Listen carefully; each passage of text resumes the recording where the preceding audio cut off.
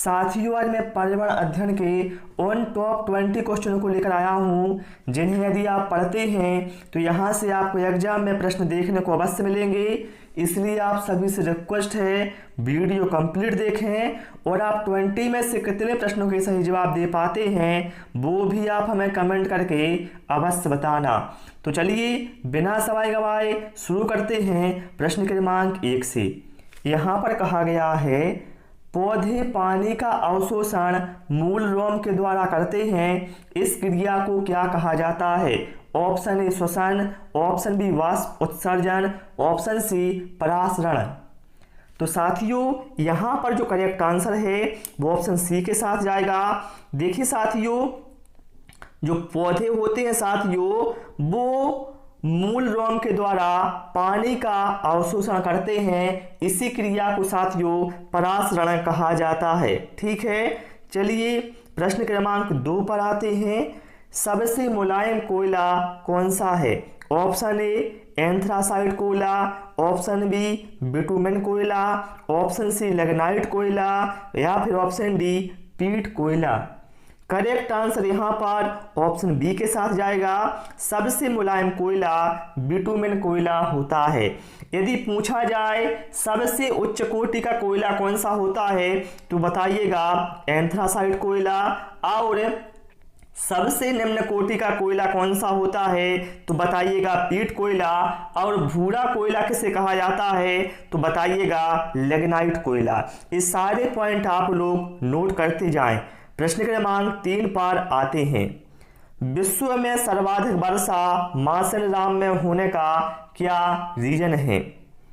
वहां सदा उच्च दाब बना रहना, वहां सदा निम्न दाब बना रहना, वहां की पहाड़ियों का कीपाकार आकृति में होना, या फिर वहां काफी सघन वनस्पति का पाया जाना। साथियों यहाँ पर जो करेक्ट आंसर हमारा वो ऑप्शन सी के साथ चला जाएगा। देखिए साथियों, विश्व में जो सर्वाधिक वर्षा है वह मेघालय के मासेराम में होती है।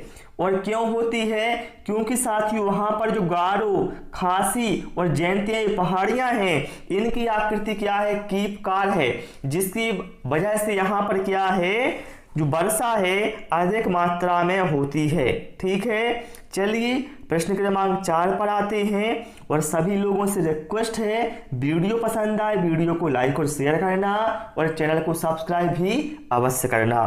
किस दर्रे से होकर श्रीनगर से लेह जाने का रास्ता है? ऑप्शन ए बुर्जल दर्रा, ऑप्शन बी जोजिला दर्रा, ऑप्शन सी थालघाट दर्रा या फिर ऑप्शन डी पालघाट दर्रा।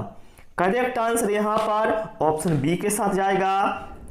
साथियों श्रीनगर से लेह जाने का जो रास्ता है वो जोजिला दर्रे से है। ठीक है, ये दर्रा है कहाँ पर तो भैया ये दर्रा है जम्मू कश्मीर में। ठीक है, प्रश्न क्रमांक 5 पर आते हैं। हाइड्रोपोनिक्स किससे संबंधित है? ऑप्शन ए बिना मृदा के पौधों की वृद्धि, ऑप्शन बी बिना जल के पौधों की वृद्धि, ऑप्शन सी बिना वायु के पौधों की वृद्धि या फिर ऑप्शन डी इनमें से कोई नहीं। करेक्ट आंसर ऑप्शन ए के साथ जाएगा। बिना मृदा के पौधों को उगाना ये हाइड्रोपोनिक्स के अंतर्गत आता है साथियों। ठीक है, इसमें पौधों को वही कंडीशन दी जाती हैं जो कि उसे मृदा में मिलती हैं। ठीक है, करेक्ट आंसर ऑप्शन ए के साथ चला जाएगा। प्रश्न क्रमांक 6 पर आते हैं। कौन सा जीव पक्षी वर्ग में नहीं आता? ऑप्शन ए तोता, ऑप्शन बी कौआ, ऑप्शन सी चील या फिर ऑप्शन डी चमगादड़। करेक्ट आंसर यहाँ पर ऑप्शन डी के साथ जाएगा। जो चमगादड़ है साथियों यह पक्षी वर्ग में नहीं आता। क्यों नहीं आता साथियों? क्योंकि चमगादड़ के अंदर साथियों ऐसे गुण पाए जाते हैं जो कि पक्षियों के अंतर्गत नहीं आते। जैसे चमगादड़ में साथियों क्या है? कान आते हैं। ठीक है, क्या है? चमगादड़ में कान होते हैं और चमगादड़ के मुंह में क्या है? दांत भी होते हैं, जो कि पक्षियों की विशेषता नहीं है। इसलिए चमगादड़ को पक्षी वर्ग में नहीं रखा जाता। ठीक है, चलिए भाई प्रश्न क्रमांक 7 पर आते हैं। रेशम का उत्पादन किससे किया जाता है? रेशम कीट के लार्वा से, ऑप्शन बी रेशम कीट के प्यूपा से, ऑप्शन सी रेशम कीट के अंडे से, या फिर ऑप्शन डी शहतूत वृक्ष की पत्ती से। करेक्ट आंसर ऑप्शन ए के साथ जाएगा। साथियों, रेशम का जो उत्पादन है वह रेशम कीट के लार्वा से होता है, और ध्यान रखना रेशम कीट पालन कहलाता है सेरीकल्चर, और रेशम कीटों को शहतूत के वृक्षों पर पाला जाता है, ये भी आपको ध्यान रखना है। प्रश्न क्रमांक 8 पर आते हैं। सिल्वर फाइबर क्रांति का संबंध किससे है? ऑप्शन ए कागज उत्पादन, ऑप्शन बी कपास उत्पादन, ऑप्शन सी चाय उत्पादन, या फिर ऑप्शन डी सीमेंट उत्पादन। करेक्ट आंसर ऑप्शन बी के साथ जाएगा। सिल्वर फाइबर क्रांति का जो संबंध है वह कपास उत्पादन से है। ठीक है। प्रश्न क्रमांक 9 पर आते हैं। जीवन रक्षक हार्मोन किसे कहा जाता है? Option A insulin, option B adrenaline, option C oxytocin, या फिर option D glucagon. Correct answer option B के साथ जाएगा। एड्रेनालिन हार्मोन को साथियों जीवन रक्षक हार्मोन कहा जाता है, और इसके साथ साथ इसे लड़ो उड़ो हार्मोन भी कहा जाता है। ठीक है।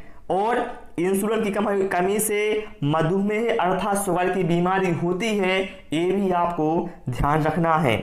प्रश्न क्रमांक 10 पर आते हैं। कौन सा ग्रह हरे रंग का प्रकाश उत्सर्जित करता है? Option A Shukra, option B Mangal, option C Arun, option D Varun.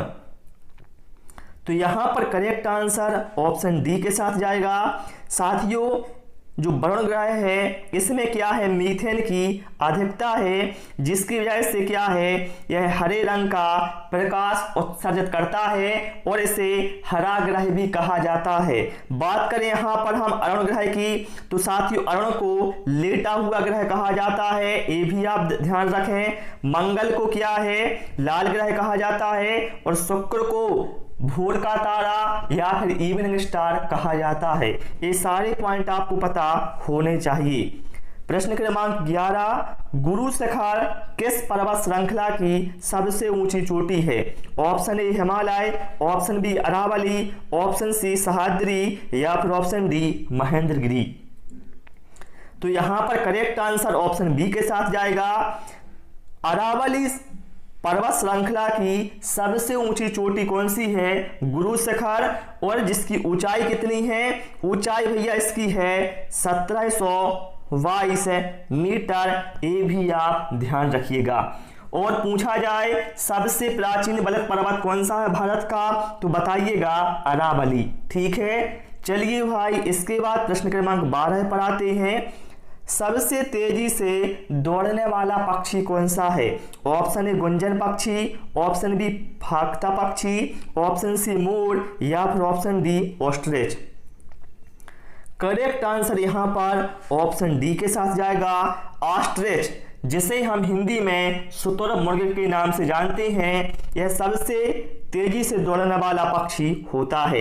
यदि पूछा जाए पानी के अंदर सबसे तेजी से दौड़ने वाला पक्षी कौन सा है, तो बताइएगा पेलिकन पक्षी। और पूछा जाए पीछे की ओर उड़ने वाला पक्षी कौन सा होता है, तो बताइएगा गुंजन पक्षी। ठीक है। चलिए प्रश्न क्रमांक 13 पर आते हैं। डीडीटी का उपयोग किसके रूप में किया जाता है? ऑप्शन ए उर्वरक, ऑप्शन बी कीटनाशक, ऑप्शन सी दवा, या फिर ऑप्शन डी भोजन।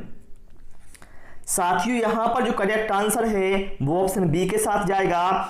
जो डीडीटी का साथियों उपयोग है पहले वह कीटनाशक के रूप में किया जाता था, लेकिन वर्तमान में से क्या है, प्रतिबंधित किया गया है, क्योंकि इससे क्या है, पर्यावरण को नुकसान हो रहा है। लेकिन आप ध्यान रखना डीडीटी का फुल फॉर्म में क्या होता है, कई बार एग्जाम में पूछा गया है, तो आपको ध्यान रखना है इसका फुल फॉर्म होता है डाइक्लोरो डाइफिनाइल ट्राइक्लोरोएथेन। ठीक है। चलिए प्रश्न क्रमांक 14 पर आते हैं। खाद्य श्रृंखला में प्राथमिक उपभोक्ता कौन होगा? ऑप्शन ए उल्लू, ऑप्शन बी बाघ, ऑप्शन सी टिड्डा, ऑप्शन डी सांप।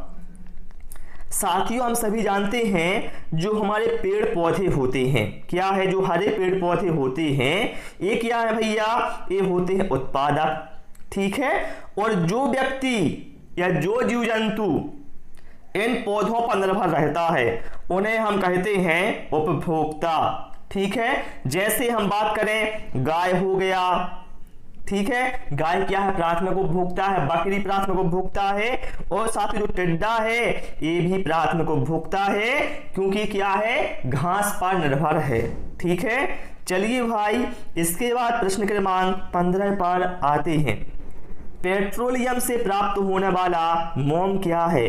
Option A jojoba, option B carnauba, option C paraffin, या फिर ऑप्शन डी इनमें से कोई नहीं। करेक्ट आंसर ऑप्शन सी के साथ जाएगा। पेट्रोलियम से प्राप्त होने वाला जो मोम है साथियों वह है पैराफिन, ठीक है। चलिए प्रश्न क्रमांक 16 पर आते हैं। हिमालय किस प्रकार के पहाड़ों का उदाहरण है? ऑप्शन ए पहाड़, ऑप्शन ए पठार, ऑप्शन बी खंड, ऑप्शन सी परत, या फिर ऑप्शन डी ज्वालामुखी। करेक्ट आंसर ऑप्शन सी के साथ जाएगा। जो साथियों हिमालय है यह एक परतदार पहाड़ों का एग्जाम्पल है। करेक्ट आंसर ऑप्शन सी के साथ चला जाएगा। पूछा जाए कि प्रकृति का सुरक्षा बाल्ब किसे कहा जाता है तो बताइएगा ज्वालामुखी को। प्रश्न क्रमांक 17, पालक के पत्तों में सर्वाधिक मात्रा में क्या पाया जाता है? Option A protein, option B iron, option C vitamin, या ऑप्शन डी वसा। करेक्ट आंसर ऑप्शन बी के साथ जाएगा। पालक के पत्तों में साथियों सर्वाधिक मात्रा में आयरन अर्थात लोहा पाया जाता है, ठीक है। इसलिए साथियों जब हमारे बॉडी में खून की कमी हो जाती है तो डॉक्टर क्या है, डॉक्टर हमें पालक खाने को कहता है जिससे आयरन की कमी को पूरा किया जा सके, ठीक है। चलिए प्रश्न क्रमांक 18 पर आते हैं। भारत में पल्स पोलियो प्रतिरक्षण कार्यक्रम कब शुरू किया गया? ऑप्शन ए 1995 में, ऑप्शन बी वर्ष 2000 में, ऑप्शन सी वर्ष 2014 में, या फिर ऑप्शन डी वर्ष 2018 में। यहां पर करेक्ट आंसर ऑप्शन ए के साथ जाएगा। भारत में पल्स पोलियो प्रतिरक्षण कार्यक्रम 1995 में शुरू किया गया। पूछा जाए जो पोलियो रोग है किससे होता है भैया, तो ये वायरस से होता है, ठीक है। चलिए प्रश्न क्रमांक 19 पर आते हैं। किस विटामिन की कमी से एनीमिया रोग हो जाता है? Option A vitamin B2, option B vitamin B12, option C vitamin B7, या फिर option D vitamin B1। Correct answer option B के साथ जाएगा। विटामिन B12 की कमी से एनीमिया रोग हो जाता है, ठीक है। यदि आपसे पूछा जाए विटामिन B12 में क्या पाया जाता है भैया, तो इसमें भैया कोबाल्ट पाया जाता है। विटामिन B12 का रासायनिक नाम क्या है, तो साइनोकोबालामिन है, ये भी आपको ध्यान रखना है।